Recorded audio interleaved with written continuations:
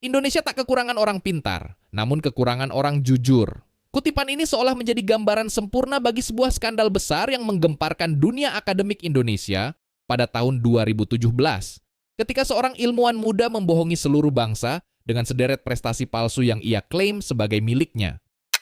Dwi Hartanto mulai dikenal secara luas setelah muncul pada Mata Najwa Goes to Netherlands, di mana dia diwawancara oleh Najwa Shihab dan mengklaim telah meluncurkan sebuah satelit. Tak berhenti sampai di situ, tak lama setelahnya dia ikut serta dalam acara Visiting World Class Professor yang diselenggarakan oleh Kementerian Riset, Teknologi, dan Pendidikan Tinggi. Bahkan mengklaim bahwa dirinya dihubungi tim protokoler B.J. Habibie. Situs-situs berita seperti Tempo, Kompas, Detik, dan situs-situs berita lainnya pun berlomba menulis artikel tentangnya. Siapa sebenarnya Dwi Hartanto dan bagaimana dia berhasil menipu rakyat Indonesia dengan prestasi-prestasi palsunya? Dwi Hartanto mengaku lahir pada 13 Maret 1988 dan merupakan lulusan University of Tokyo jurusan Science. Dia kemudian melanjutkan studi S2 dan S3-nya di Technische Universiteit, TU Delft, Belanda. Dia mengklaim bahwa studi S2-nya merupakan beasiswa dari pemerintah Belanda. Kemunculannya menjadi angin segar bagi rakyat Indonesia di tengah kabar-kabar tak mengenakan dari dalam negeri kala itu. Nama Dwi Hartanto pertama kali disebut pada beberapa situs berita di tahun 2010 ketika dia diberitakan meluncurkan satelit di Belanda. Saat itu Dwi sedang menyelesaikan studi S2-nya di TU Delft dan diketahui ikut serta dalam proyek mahasiswa, yaitu Nano Satelit Delphi C3. 5 tahun kemudian, tepatnya pada Juni 2015, Dwi menyebar rilis berita prestasi terbarunya kepada beberapa wartawan terkait dengan keberhasilannya dalam peluncuran satelit. Pada pembuka rilis tersebut, dia menuliskan, setelah berhasil mematangkan platform teknologi dan mengorbitkan Active Nano Satellite pertama di dunia, yang kemudian menjadi barometer dan acuan standar desain teknologi Active Nano Satellite universitas-universitas dunia, serta suksesnya beragam misi-misi saintifik pada peluncuran Active Nano Satellite Delphi N3GXT, Delphi Smart, dan Del FFI-SAT. Dari rilisan tersebut, maka terbitlah berita-berita lain mengenai dirinya. Prestasi yang diklaim sebagai miliknya dan diberitakan oleh media tentu menjadi sebuah capaian yang luar biasa. Kebanggaan bangsa Indonesia terhadap Dwi tak berhenti sampai di situ.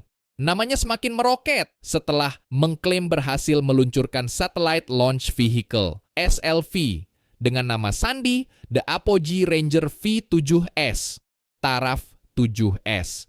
Tulisannya ini semakin didukung oleh wawancaranya pada Mata Najwa Goes to Netherlands yang tayang pada 14 November 2016. Selama kurang lebih 4 menit, Dwi bercerita kepada Najwa Shihab sambil menunjukkan bukti foto-foto roket karyanya. Saya pertama kali diajak sama profesor saya untuk involve di beberapa proyek satelit. Mulai dari situ saya kenalan sama orang-orang rank 1 ISA untuk involve di proyek-proyek yang lebih advance. Mulai dari situ mulai dipercaya untuk step by step sampai diampu menjadi technical director untuk proyek satelit dan roket engineering yang 2015 kemarin sampai sekarang. Saya satu-satunya orang yang non-Eropa yang masuk di rank 1 teknologi. Gitu ya? Development di situ. Pada wawancara tersebut, dia juga mengaku sebagai mahasiswa postdoktoral dan asisten profesor di bidang Space Technology and Rocket Development. Bahkan beberapa kali ditawari oleh pemerintah Belanda untuk mengganti kewarganegaraannya. Sebulan kemudian, tepatnya pada 17 sampai 24 Desember 2016, Dwi ikut serta dalam acara Visiting World Class Professor yang diselenggarakan oleh Kementerian Riset, Teknologi, dan Pendidikan Tinggi, Kemenristek Dikti. Dalam acara itu juga Dwi bertemu mantan Presiden ketiga Republik Indonesia, B.J. Habibie. Kepada media dia bercerita bahwa dia dihubungi oleh tim protokoler B.J. Habibie yang mengatakan bahwa beliau ingin bertemu dengannya. Dia diminta melapor jika ditawari pindah kewarganegaraan oleh Belanda dan berdasarkan klaimnya Habibie langsung yang akan menghadap pemerintah Belanda. Sejak saat itulah Dwi mendapat julukan The Next Habibie. Kemudian pada Juni 2017, Dwi kembali menggemparkan publik dengan unggahan fotonya memenangkan lomba riset teknologi antar space agency dunia di Jerman. Pada unggahan itu dia terlihat memegang cek hadiah senilai 15.000 euro. Berkat prestasinya tersebut, Kedutaan Besar Republik Indonesia di Belanda memberinya penghargaan sebulan kemudian, bertepatan dengan momen perayaan kemerdekaan Indonesia. Prestasinya yang gemilang ini mendapat respon positif dan dirasa patut untuk dirayakan. Pada bulan yang sama, Dwi mengaku kepada media berita bahwa dia tengah diminta mengembangkan pesawat tempur generasi ke-6 Eurofighter Typhoon milik Airbus Defence. Selain itu, dia juga menjalankan riset di bidang National Security Kementerian Pertahanan Belanda, ESA, European Space Agency, NASA, dan JAXA, Japan Aerospace Exploration Agency. Pengakuan lain yang tak kalah membanggakan adalah dia juga memiliki 3 paten di bidang spacecraft technology. Klaim prestasi-prestasinya mulai dari satelit, roket, sampai pesawat tempur tentu membuat publik kagum dan mengeluh-elukan namanya. Namun, sebaik apapun menyembunyikan bangkai, baunya pasti akan tercium juga. Kebohongan-kebohongan yang dirancang apik oleh Dwi Hartanto menemui titik akhir. Pada 3 Oktober 2017, Dwi menghubungi media berita dan meminta semua rangkaian tulisan tentangnya dibatalkan. 4 hari kemudian terungkaplah alasan dari permintaannya tersebut, yaitu dirilisnya surat klarifikasi dan permohonan maaf dari Dwi Hartanto, bertanda tangan di atas materai pada situs Perhimpunan Pelajaran Indonesia, PPI Delft. Dari surat pengakuan ini terungkaplah fakta dari semua klaim prestasinya. Dwi lahir pada 13 Maret 1982, bukan 1988, seperti yang pernah disampaikannya. Diduga hal tersebut dilakukannya untuk mendapatkan simpati dari publik karena mampu mendapat sederet prestasi gemilang pada usia yang masih muda.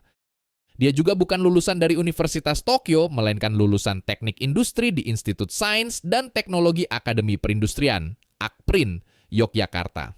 Beasiswa S2 yang dikatakannya sebagai beasiswa dari Belanda ternyata adalah beasiswa dari pemerintah Indonesia. Pengakuannya tentang menjadi asisten profesor di bidang space technology dan rocket development tak lain adalah bualan semata. Nyatanya setelah ditelusuri di situs resmi TU Delft, namanya tercantum sebagai mahasiswa doktoral bidang intelligent system. Pada surat pengakuan itu, dia juga menuliskan bahwa dia bukanlah ahli dalam bidang kedirgantaraan dan roket seperti yang digembor-gemborkan selama ini.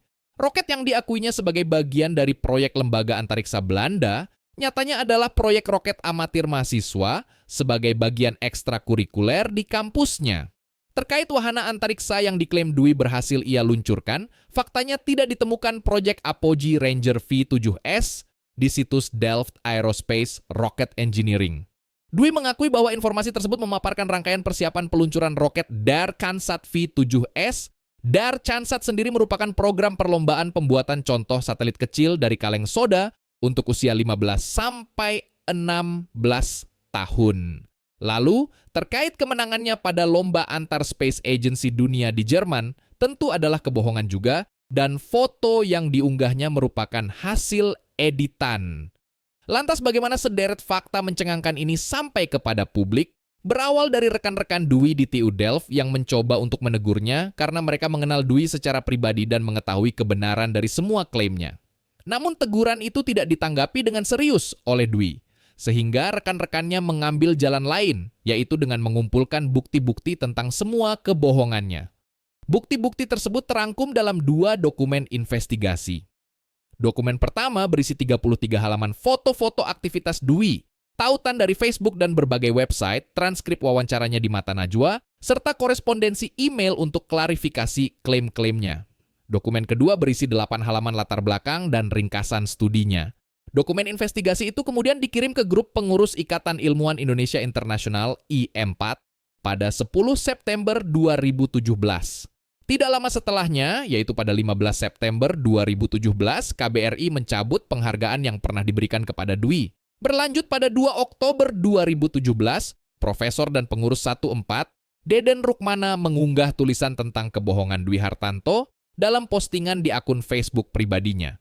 Bagi Deden, kebohongan yang dilakukan oleh Dwi Hartanto tidak hanya merugikan banyak pihak, tapi juga merusak nama baik ilmuwan secara umum, karena ilmuwan adalah suatu profesi yang memerlukan integritas dan kode etik tinggi. Deden juga memaparkan tentang pertemuan Dwi dengan B.J. Habibie. Dari informasi yang didapatkannya, pertemuan tersebut nyatanya bukan atas permintaan mantan Presiden RI ketiga, melainkan hanya pertemuan informal yang dihadiri banyak orang dan tidak ada pembicaraan khusus antara B.J. Habibie dan Dwi Hartanto. Dari unggahan tersebut, publik mengetahui kebenaran dan mengecam perilaku Dwi. Kemudian pada 4 Oktober 2017, pencabutan penghargaan dari KBRI diumumkan secara resmi dan berujung pada surat klarifikasi Dwi Hartanto yang dirilis pada 7 Oktober 2017. Media-media berita serempak memberitakan skandal besar ini.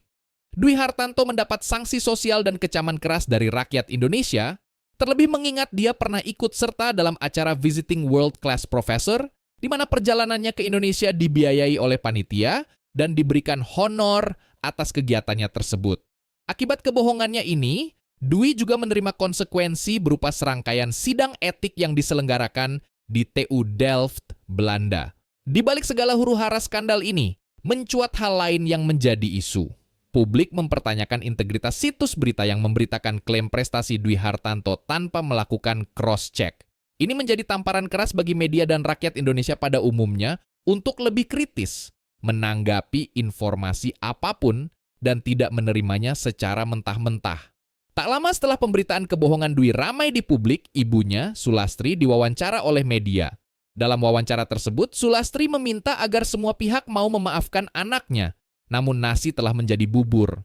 Nama Dwi Hartanto kekal diingat sebagai ilmuwan yang sukses menipu rakyat Indonesia dengan prestasi-prestasi palsunya.